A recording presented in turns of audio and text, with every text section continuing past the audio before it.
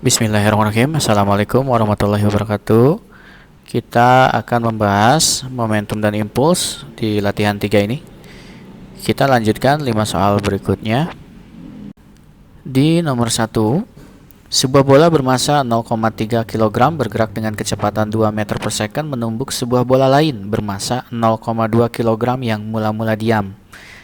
Jika tumbukan tidak elastis, maka kecepatan kedua bola adalah, kita perhatikan dulu, ada sebuah bola bermasa 0,3, kita sebut M, dengan kecepatan 2 meter per second menumbuk bola lain. Berarti yang tadi adalah M1 dan V1, sedangkan ini M2 dengan kecepatan mula-mula diam, berarti V2-nya 0. Dikatakan tumbukan tidak elastis. Berarti ingat koefisien restitusinya 0 atau mereka bersatu. Agar lebih memahami keadaannya, kita gambarkan terlebih dahulu dari keadaan mula-mula. Jadi ada bola ini, kemudian ada bola yang lain. Ini kita sebut M1, jadi V1, sedangkan M2-nya berhenti, berarti V2-nya 0. Kemudian menumbuk tidak elastis, berarti mereka bersatu. Jadi ada dua bola ini bersatu, sehingga M1 ditambah M2 bergerak dengan kecepatan yang sama. Kita sebut V saja. Dengan menggunakan konsep hukum kekalan momentum, momentum awal sama dengan momentum akhir. Berarti momentum awalnya hanya dimiliki oleh M1 dengan V1. Sedangkan M2 V2-nya 0, karena V2-nya 0, berhenti. Sama dengan mereka bersatu, M1, M2 kali V. Sehingga dari sini kita masukkan 0,3 kali 2 sama dengan 0,3 ditambah 0,2 kali V. Dari sini V-nya berarti 0,3 kali 2 per 0,5. Ini menunjukkan nilainya adalah 6/5 atau 1,2 meter per second. Berarti jawabannya adalah B. Di nomor 2, sebuah bola jatuh bebas dari ketinggian 100, berarti kita sebut H0-nya. Jika bola tersebut memantul kembali ke atas dengan mencapai ketinggian 25, berarti H1, ditanyakan besar koefisien elastisitas. Kita sudah mengerjakan di latihan sebelumnya bahwa koefisien restitusi atau koefisien elastisitasnya adalah akar dari H akhir per H sebelumnya. Sehingga akar dari 25 per 100 atau setengah. Jadi jawabannya adalah B. Di nomor 3 kita lihat sebuah peluru karet berbentuk bola, masanya 60 gram, ditembakkan horizontal menuju tembok seperti gambar.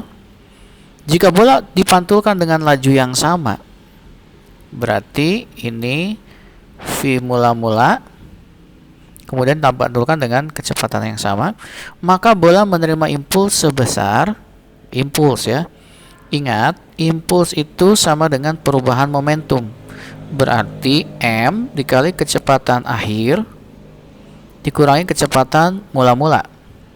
Kita lihat, andaikan asumsi awalnya adalah ke kanan itu positif, berarti ke kiri negatif.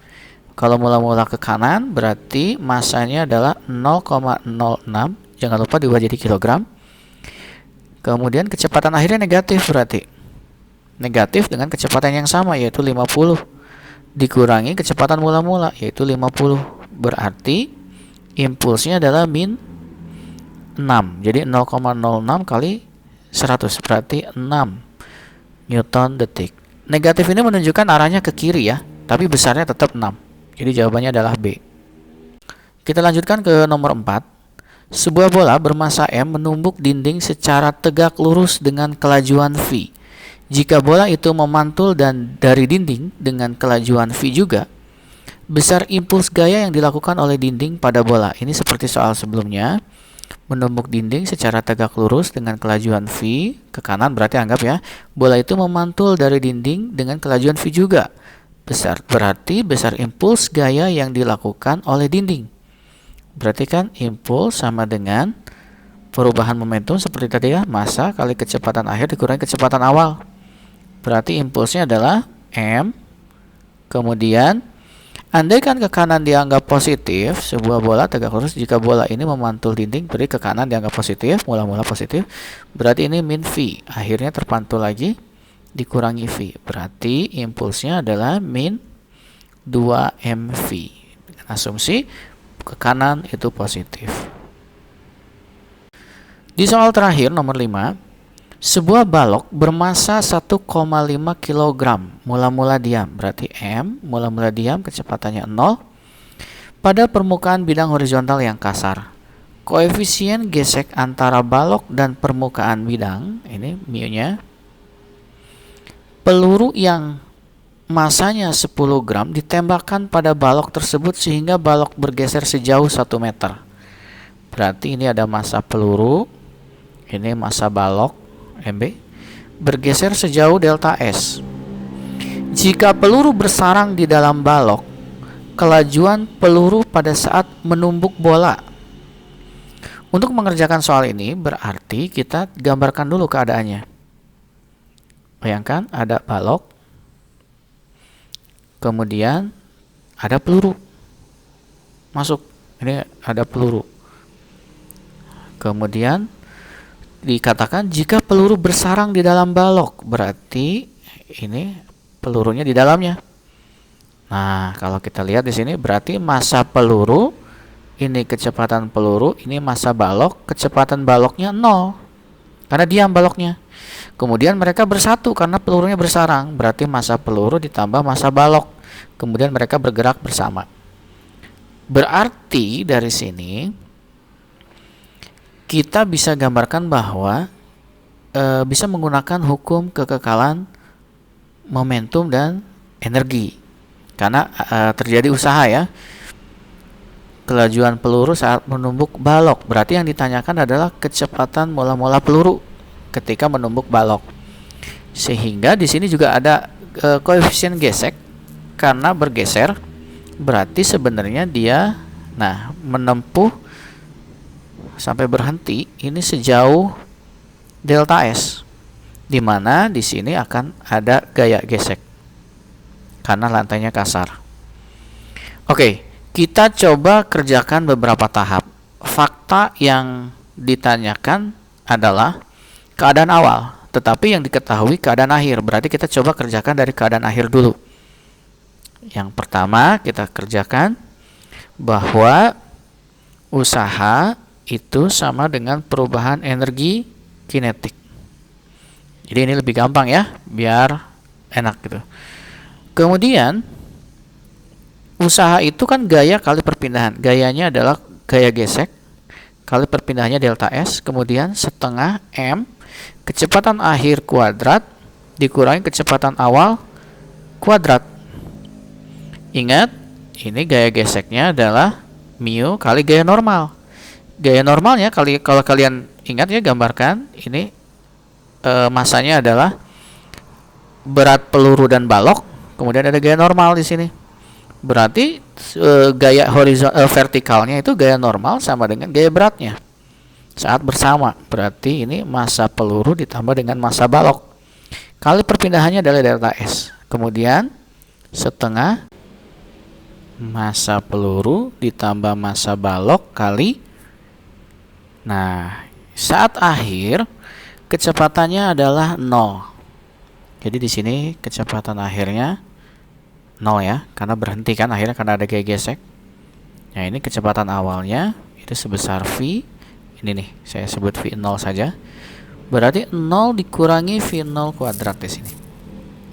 Nah, kita lihat ini sama. Berarti kalau dimasukkan min 0,2 kali 1 sama dengan setengah kali min V mula-mula kuadrat. Mula-mula dalam artian ketika mereka sudah mulai bergerak bersama. Sehingga dari sini V0 kuadratnya adalah positif ya, 0,2 kali 2 berarti 0,4. Artinya V0-nya adalah akar dari 0,4, yaitu sekitar 0,63. Sekarang kita lanjutkan ke tahap berikutnya, yaitu momentum awal sama dengan momentum akhir.